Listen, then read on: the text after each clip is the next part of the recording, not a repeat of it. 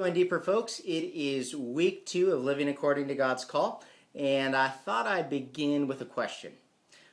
What would you do if you knew Jesus was coming back tomorrow? What would you do?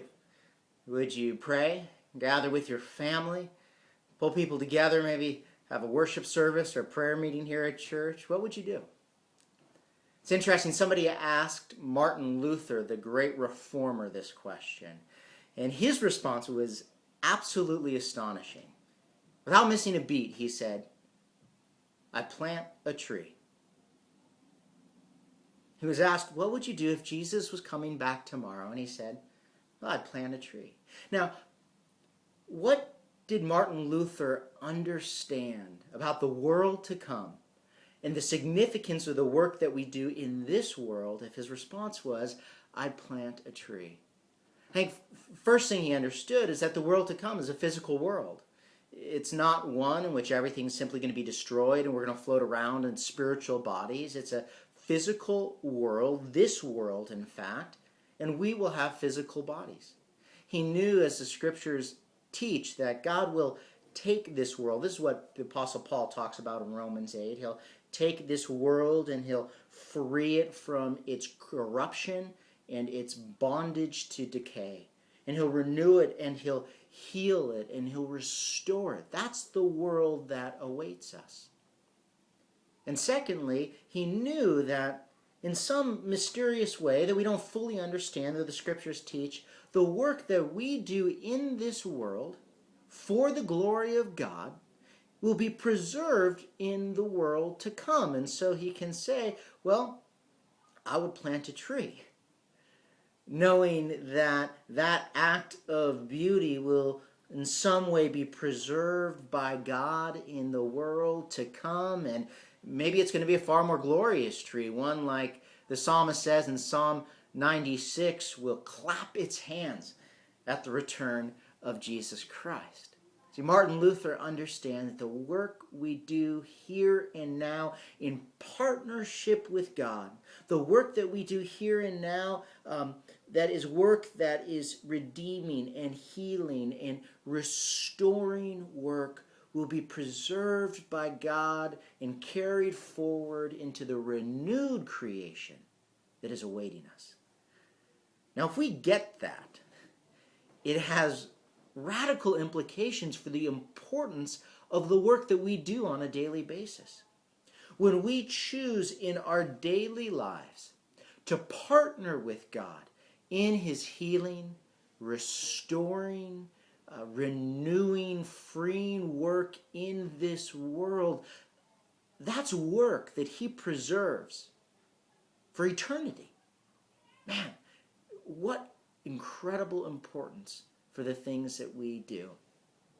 Now, what does it look like then? What does it look like then to partner with God in our everyday lives?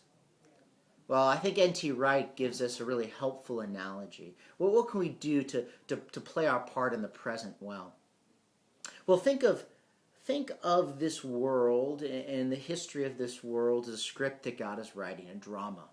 And imagine that we're about to go on stage, and the scene that we have to act is one in which the script is missing, and we've never read it. Well, how do you go on stage and play your part well? Well, first you'd have to know everything that's already happened in the play. And you'd have to know the last scene of the play, right?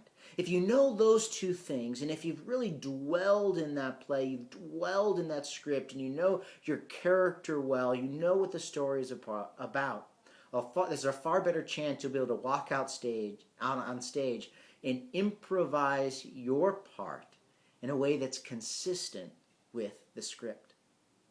Well, God, in his grace, has given us his word, and he's given us two great reference points. First, we have the life of Jesus Christ and his healing, restoring, renewing, shalom-bringing work in the world.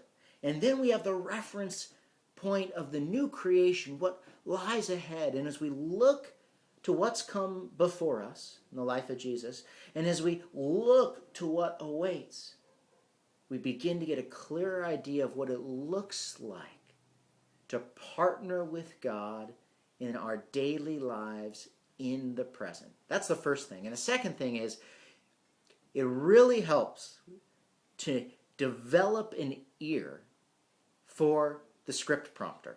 You know how in some plays there's somebody off stage who's feeding lines to the actors when they're not so sure what to do next or what to say next? Well, that's kind of what the Holy Spirit is like.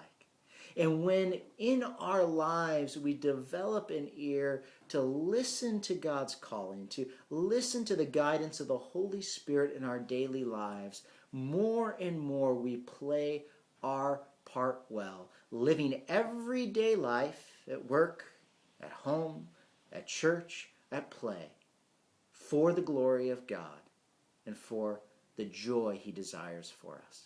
So think about that this week, and I encourage you to do those examines 2 times a week, 2 evenings a week, because those examines are what will help you to begin to develop a sense of what the Holy Spirit is guiding you to do. If you do those in the evening, you'll be more attentive to His voice during the day and able to be responsive to His call in your life. Think about that this week, and I look forward to seeing you soon. Bye-bye.